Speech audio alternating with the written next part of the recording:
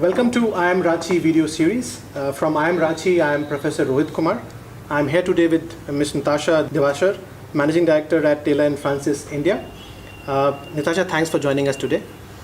So we are, in the next 30 minutes, we are going to have very interesting discussions around the area of strategic management.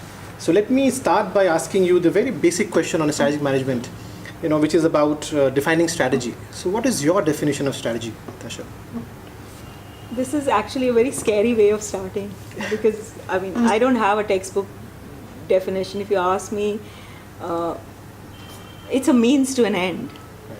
So it's a process, I would say, Right. and it's also a journey. But it's perspective as well. I'm using a lot of words, but what I mean is vision plus direction. Right. So you have a set of goals, and to reach those goals, you have a set of policies, but you have to have an overall vision to reach those goals. Right. And also, strategy is something which I think is not like finite or fixed. So it keeps evolving and changing as you go along. Right. So true. So we keep hearing about strategic insights, right? So would you like to share some thoughts on how you should try to gain strategic insights about, say, customers, your cost, and your competitors? Well, again, I as far as if you ask from my viewpoint, I think it's not rocket science. It's just, I would say, conversation. So you need to talk to people. You need to talk to your customers. You need to talk to your teams. You need to engage with your stakeholders. Right. And from those, it's as basic as that, Right. really. Right. And from that you get a sense of their priorities, the value chain, the pressures and costs involved, and that sort of then links up to how you evaluate that. So I would say, in one word, it's conversation. Conversation, which kind of helps you connect, right? We keep hearing about the Indian market, right? So what's your take? And you have traveled the world. So what's your take on the Indian market? How is it different from other markets? From the viewpoint of publishing, India is a market which is looked at with great interest and enthusiasm by publishers globally. It's seen as a market in every sense of the word. It's a young population, it's growing, there's a lot of investment in education. All these are very, very big pluses. From a point of view of a company, for coming from outside and investing in India, I think it's a very price-sensitive market. So pricing is a really key factor to keep in mind.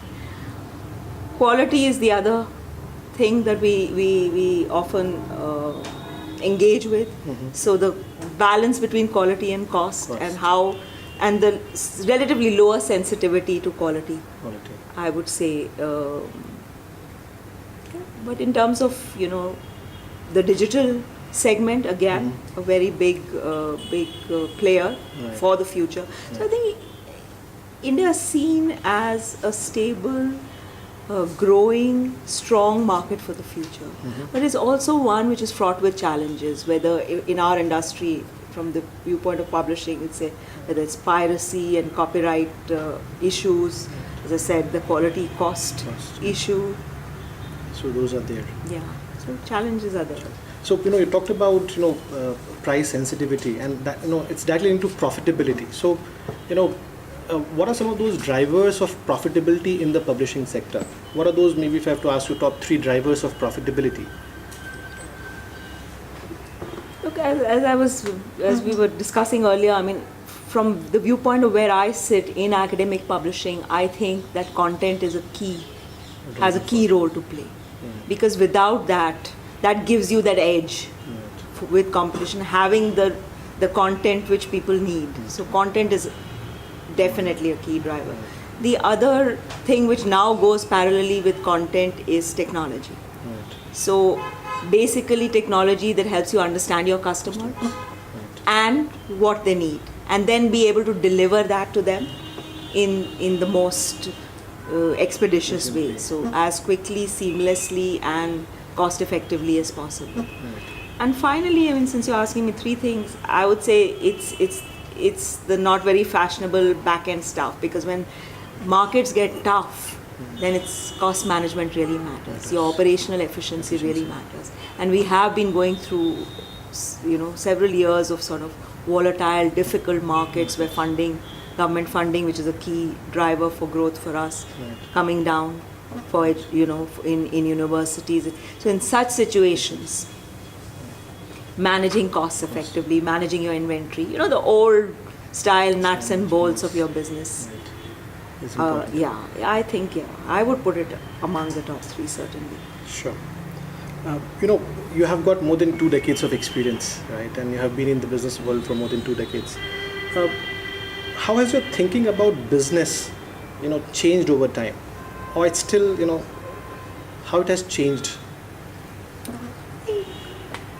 My answer is going to be sort of a little broader than you probably want. But, there's several levels. One is the speed of doing business has changed. Whether it's due to the digital age we live in or because of the way we are now wired that we want everything faster. So I think that's one key difference. You have things you could take months or years to do, now you have to do in weeks you don't have that. So I think that's a key, and that then impacts everything that you do, because you need to be ahead of the curve. You need to respond, even if it's reactive, it needs to be. So I think that is one major thing which has so agility is important, and once you become big, then that becomes a challenge, right? So that is one thing I think that keeps me awake at night.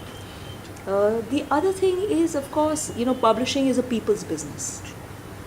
But the way in which you manage people is actually transformed, with the millennials coming in the way, even in a hierarchy sort of conscious society like ours, the way in which you run and head an organization and your role as a head, I think that is. So that's the other. So when I look at people who used to be my bosses, I look at my career I have to say, I have to just look at that box and say, no, I can't manage people like this anymore. I can't. I don't think this is the right way.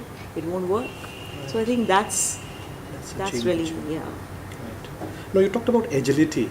Yes. So will you be able to share 1 or 2 examples of how you actually bring agility in your day-to-day working, or if you think about a business model and the like, how you bring that agility in place? Because if you have a set process, it helps you achieve certain things, but the moment you say you have to be agile, you have to be, so how, if you can give some examples of how you bring agility in your... Okay, this is a good question. You see, what agility means is not, and let me define that first, is not that you don't have a process, but that you don't necessarily do things sequentially, or you don't do things one process at a time. You have to do things. Just to give you, since we are, I am from publishing, and just to give you a publishing example. Earlier, when you are now, I want to develop more content from India going into global markets. I want to harness that content, get it, whether it's in books or journal articles or any other way. A while back I had you did it the traditional way, so commissioning editors were there, they went and talked to authors about ideas, they developed, it took 2 years, it took 3 years, then bringing them out took another year and a half. Now you don't do that anymore. So while you are saying, okay, there is a process by which we can still do that, because we do that, you also are saying, where is the content readily available? Can we tie up with an institution, with a think tank, can we pull it in? So the process is still followed. You're still looking for rigor, you're still looking for peer-reviewed, good quality content, but the way in which you are is completely different.